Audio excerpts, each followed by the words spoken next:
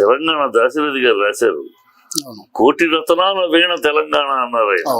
ఆ వీణ అని పెట్టు, వీణ అవార్డులు అని పెట్టు, అందరికి చాలా మంచి పెట్టు. అలాంటి ఆలోచన లేకుండా ఏదో మాట్లాడతారు. ఇంకోటి గవర్నమెంట్ పొలిటికల్ ఎజెండాలని, ఒక గవర్నమెంట్ ఒక ప్రభుత్వానికి ఒక పొలిటికల్ ఎజెండా ఉంటుంది. ఈ కాంగ్రెస్ ప్రభుత్వం వీళ్ళ ఎజెండా ఏదో ఉంది, వీళ్ళ ఎజెండా ప్రకారం కులగణన చెయ్యాలి అని.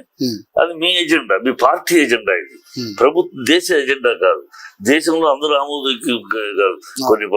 కొన్ని రాష్ట్రాలు వ్యతిరేకిస్తున్నాయి, కొన్ని పార్టీలు వ్యతిరేకిస్తున్నాయి. సో ఇది పొలిటికల్ ఎజెండా. ఆ పొలిటికల్ ఎజెండాని మా మీద రుద్దుతారు ఎందుకు? ఇక్కడ ప్రభుత్వం, ఏ పార్టీ ప్రభుత్వం అధికారంలోకి వచ్చిందంటే ఖచ్చితంగా వాళ్ళ అజెండాని తీసుకెళ్తే ప్రభుత్వం ఆ ప్రజల మీద రుద్దడం కామన్ అయిపోయింది. ప్రజల మధ్యకి వెళ్ళడం మీరు. ఆ ప్రభుత్వం మీ అజెండాని ప్రజలు ఆమోదిస్తారో లేదో ప్రజలు చూసుకుంటారు. మా సినిమా వాళ్ళ మీద రుద్దుతారు ఎందుకు? మీరు ఆ జెండా పట్టుకోండి, మా జెండా పట్టుకోండి అని. మీ జెండా మా సినిమా ఇండస్ట్రీలో అన్ని కులాల వాళ్ళు ఉన్నారు, అన్ని మతాల వాళ్ళు ఉన్నారు, అన్ని పార్టీల వాళ్ళు ఉన్నారు, అన్ని సిద్ధాంతాల వాళ్ళు ఉన్నారు, అన్ని ఫిలాసఫీల వాళ్ళు ఉన్నారు. కనుక మీరేదో ఒక రాజకీయ ఎజెండా తీసుకుని దాన్ని మమ్మల్ని పట్టుకోమంటే ఎట్లా? మీరు ఇవాళ ఉంటారు, రేపు ఉండరు. మీరే శాశ్వతం కాదు. కానీ సినిమా ఫీల్డ్ మీరు శాశ్వతం. ఇక్కడ ఖచ్చితంగా మీరు శాశ్వతం కాదు. 5 ఏళ్ళ తర్వాత ఎవరుంటారో తెలియదు. కనుక మా మీద బలవంతంగా మీరు చెయ్యాలి అని కండిషన్ కరెక్ట్ కాదు. ఇంకోటి ఏదో అంటాడు, గుళ్ళు గోపురాలు కాపాడటానికి టూరిజం కాపాడటానికి మీ ఇన్వెస్ట్మెంట్ కావాలి. మేము ఇన్వెస్ట్మెంట్ చేయటం ఏంటి? మీకు ప్రభుత్వం ప్రజలు ఓట్లేసి మీకు అధికారం ఇచ్చారు. అధికారం ఇచ్చి ఆ బాధ్యత టూరిజం డెవలప్ చేసుకుంటాము, గుళ్ళుని సెట్ చేసుకుంటాం, అది బాధ్యత మీది. మీరు మీ బాధ్యతను మా భూతాల మీద తోస్తారేంటి? ప్రభుత్వం మీకు ఇచ్చింది, ప్రజలు మీకు ఇచ్చారు ఆ బాధ్యతని. ఆ బాధ్యత మీరు నెరవేర్చకుండా మా భూతాల మీద వేస్తారు. మాకేమవసరం? మేము చేస్తాం. మేము దేవాలయాలు చేయాల్సి చేస్తున్నాం. అన్నదానానికి డబ్బులు కట్టేవాళ్ళు మా వాళ్ళు కడుతున్నారు. చాలా ఉన్నాయి. టూరిజం డెవలప్మెంట్ కి మేము షూటింగ్లు అక్కడ చేస్తూ దానికి ప్రొడ్యూసర్ గా మీరు ఒక సినిమా తీస్తేనే కొన్ని వేల కుటుంబాలు బాగుపడతాయి, కొన్ని వందల మంది తింటారు, కొన్ని వేల నోళ్ళు అన్నం తింటారు. సో ఖచ్చితంగా ప్రొడ్యూసర్ గా చిత్ర పరిశ్రమకి మీరు లాభానికే కాదు 10 మంది మీ వల్ల బాగుపడుతున్నారు అన్న విషయం అందరికీ తెలిసిన విషయమే. ఖచ్చితంగా మీ మీద ఇప్పుడు ఉన్న ఈ కాంగ్రెస్ ప్రభుత్వం ఏమైనా కక్ష సాధింపు చర్య చేస్తుందనా, లేదంటే అల్లు అర్జున్ కేసు కోసం అనే వీళ్ళు వెళ్ళి కలిసారా, క్యాజువల్ గా కలిసారా? అల్లు అర్జున్ కేసు సాకు పెట్టుకుని సీఎం వీళ్ళందరినీ ఇండస్ట్రీ తన కాళ్ళబేరాన్ని తెచ్చుకోవాలని ప్రయత్నించాడు, సక్సెస్ అయ్యాడు. నేను ప్రోగ్రామ్ అది. అతని ఈగో, ఒక సీఎం తన ఈగోని సాటిస్ఫై చేసుకున్నాడు. తనకు ఎవరు ఇంతవరకు సన్మానం చేయలేదు, అభినందించలేదు. ఆ కోపం కసి ఉంది, దాన్ని ఇలా వాడుకున్నాడు. ఇలా ఈ ఇన్స్టిట్యూట్ పెట్టుకుని.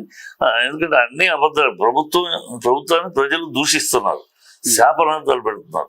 వీళ్ళ ప్రభుత్వం చాలా దుష్ట పరిపాలన, దుర్మార్గ పరిపాలన, దుర్నీతి పరిపాలన, దౌర్భాగ్యమైన పరిపాలన, అన్ని అబద్ధాల పరిపాలన జరుగుతుందని ప్రజలు ఈసడించుకుంటారు. ఇక్కడ హైదరాబాద్లో పేదల గుండెల మెత్తని, పేదల వాళ్ళు రూపాయి చేర్చుకుని గూడు కట్టుకుంటే ఆ గూడుని పొద్దున్న తెల్లారకల్లా పగలగొట్టించి వాళ్ళ గుండెల మెత్తని ఈ ప్రభుత్వం. రైతుకి బేడీ లేసి నడిపించింది ఈ ప్రభుత్వం. ఈ దౌర్భాగ్యాన్ని ప్రజలు నిరసిస్తున్నారు, విమర్శిస్తున్నారు, శాపనార్థాలు పెడతారు. దాని నుంచి డైవర్ట్ చేసుకోవడానికి ప్రజల ఆగ్రహం నుంచి తప్పించుకోవడం డైవర్షన్ పాలిటిక్స్.